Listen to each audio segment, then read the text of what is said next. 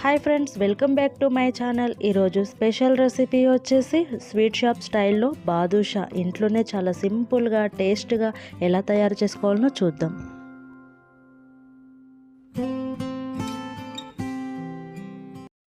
ముందుగా బాదుషాలు తయారు చేసుకోవడానికి 2 కప్పుల మైదా పిండిని తీసుకోవాలి. 1/2 స్పూన్ ఉప్పు, 1/2 స్పూన్ వంట సోడాని వేసుకుని ముందుగా వేడి చేసి చల్లారబెట్టుకున్న బటర్ని కూడా వేసి ఈ పిండిలో కలుపుకోవాలి. చేయితో మనము ఈ పిండిని చాలా చక్కగా కలుపుకోవాలి. మనం వేసిన బటర్ని కూడా ఈ పిండికి కలిసేలా మనము ఇలా చేయితో కలిపితే చక్కగా కలిసిపోతుంది.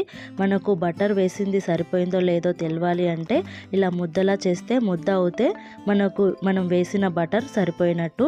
ఇప్పుడు కొంచెం కొంచెం వాటర్ వేసుకుంటూ ఈ పిండిని చక్కగా కలుపుకుందాం. ఈ పిండి మరీ గట్టిగా కూడా ఉండొద్దు, అలా అనేసి మెత్తగా కూడా ఉండొద్దు. ఈ వీడియోలో చూపించినట్టు ఇలా ఉండాలి. ఇప్పుడు తడి క్లాత్ను వేసుకుని మనం పక్కన పెట్టుకుందాం. ఈలోగా మనం పాకం తయారు చేసుకుందాం. స్టవ్ ఆన్ చేసుకుని కడాయి పెట్టుకోవాలి. 2.5 కప్పుల చక్కెర వేసుకోవాలి. మనం 2 కప్పుల మైదా పిండికి 2.5 కప్పుల చక్కెర కరెక్ట్గా సరిపోతుంది. ఇప్పుడు 2 కప్పుల వాటర్ వేసుకుని ఈ చక్కెరని కరిగించుకోవాలి. ఇప్పుడు కొంచెం యాలకుల పొడి, అలాగే చిటికెడు కుంకుమ పువ్వును కూడా వేసుకుని ఇలా చక్కగా కలుపుకోవాలి. మనకు గులాబ్ జాములకు చేస్తాం కదా పాకం, అలా వస్తే చాలు. తీగ పాకం అవన్నీ రావాల్సిన అవసరం లేదు. పాకం రావాల్సిన అవసరం లేదు. ఒక పొంగు వచ్చే వరకు మనం ఈ పాకాన్ని కరిగించుకుని పక్కన పెట్టుకుందాం. మనం ముందుగా నానబెట్టుకున్న పిండిని తీసుకుని చిన్న ఉండలుగా చేసుకోవాలి. మీకు బాదుషా ఏ సైజులో కావాలనో ఆ సైజులో మనం పిండిని తీసుకుని ఇలా ఉండలా చేసుకోవాలి. ఆ తర్వాత మనం చేయితో గట్టిగా నొక్కుతూ ఇలా ఉండలా చేసుకుంటే మనకు బాదుషా అనేది చాలా చక్కగా వస్తుందండి. ఇలా రౌండ్గా చేసుకున్న తర్వాత మనం మధ్యలోకి కొంచెం హోల్ పెట్టుకోవాలి. మరీ పెద్దగా ఉండాల్సిన అవసరం లేదు. మనం ఆయిల్లో డీప్ ఫ్రై చేసేటప్పుడు ఆ హోల్ అనేది కొంచెం పెద్దగా కనిపిస్తుంది. మనం పాకం అనేది లోపలికి పోయేటట్లు ఉంటే సరిపోతుందండి. అలాగే మిగిలిన పిండిని కూడా ఇలాగే చేసుకోవాలి. ఇలాగే అన్ని బాదుషల్లాగా మనం ఈ పిండిని చేసుకుని పక్కన పెట్టుకుందాం. మైదా పిండితోనే కాదండి, మనం ఇంట్లోనే గోధుమ పిండితోనే కూడా బాదుషాలు చేసుకోవచ్చు. ఇలా చక్కగా తయారు చేసుకున్న ఈ బాదుషాలని ఫ్రై చేసుకోవడానికి స్టవ్ ఆన్ చేసుకుని కడాయి పెట్టుకుందాం. ఇప్పుడు డీప్ ఫ్రైకి సరిపడా ఆయిల్ వేసుకోవాలి.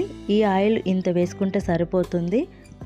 ఆయిల్ వేసుకున్న తర్వాత మంటని మాత్రం మీడియం ఫ్లేమ్లో పెట్టుకోవాలి. ఆ తర్వాత లో ఫ్లేమ్లో పెట్టుకుని మనం ముందుగా తయారు చేసి పెట్టుకున్న ఈ బాదుషాలను ఒకదాని తర్వాత ఒకటి ఈ కడాయిలో ఎన్నైతే బాదుషాలు సరిపోతాయో అన్ని వేసుకోవాలి.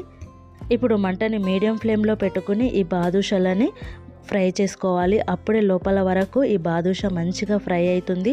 అలాగే చక్కటి కలర్ కూడా వస్తుందండి. ఇలా మధ్య మధ్యలో మనము స్పూన్తో కలుపుతూ మనం ఈ బాదుషాలను ఫ్రై చేసుకోవాలి.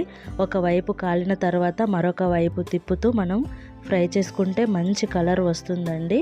హై ఫ్లేమ్లో పెట్టుకుని మనం ఫ్రై చేసుకున్నాము అంటే పైన కలర్ వస్తుంది కానీ లోపల మాత్రం ఇవి కుక్ అవ్వండి. చాలా చాలా చక్కటి కలర్ రావాలంటే లో ఫ్లేమ్లో మీడియం ఫ్లేమ్లో పెట్టుకుని మనం ఫ్రై చేసుకోవాలి. మరొక 2 నిమిషాల పాటు మనం ఈ బాదుషాలను ఫ్రై చేస్తే సరిపోతుంది.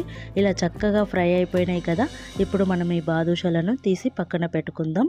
ఇప్పుడు వేడివేడిగా ఉన్నప్పుడే ఈ బాదుషాలని మనం ముందుగా తయారు చేసి పెట్టుకున్న ఈ పాకంలో వేసుకోవాలి. 15 నిమిషాల పాటు మనం ఈ చక్కెర పాకంలో ఈ బాదుషాలను ఉంచాలి. ఇలా స్పూన్తో తిప్పుతూ మనం ఈ బాదుషాలను కలుపుకోవాలి. అప్పుడే అన్ని వైపులా పాకం మంచిగా పట్టుకుంటుంది. అలాగే మిగిలిన బాదుషాలను కూడా మనం పాకంలో వేసి వీటిని కూడా ఒక ప్లేట్లోకి తీసుకోవడం. అంతేనండి, చాలా సింపుల్గా ఈ బాదుషా రెడీ అయిపోయింది కదా. టేస్ట్ కూడా చాలా చాలా బాగుంటుందండి. తప్పకుండా ఇంట్లో ట్రై చేయండి. ఇంట్లోనే నా స్టైల్లో మీరు ఈ బాదుషాలను ట్రై చేశారు అంటే మనం స్వీట్ షాప్కి వెళ్ళాల్సిన అవసరం ఉండదండి. చాలా చక్కగా ఫ్రెష్గా మనము ఇలా చేసిన ఈ బాదుషాలను పిల్లలకు పెట్టండి, చాలా చక్కగా తింటారండి. చూశారుగా ఫ్రెండ్స్, మీకు ఈ బాదుషా రెసిపీ నచ్చిందా? నచ్చినట్టయితే మీరు కూడా ట్రై చేస్తారా? ట్రై చేస్తే మీకు ఎలా కుదిరిందో తప్పకుండా కామెంట్లో కామెంట్ చేయండి. మరిన్ని కొత్త కొత్త రెసిపీస్ కోసం నా ఛానల్ని లైక్ చేయండి, షేర్ చేయండి, సబ్స్క్రైబ్ చేసుకోవడం మాత్రం అస్సలు మర్చిపోకండి ప్లీజ్.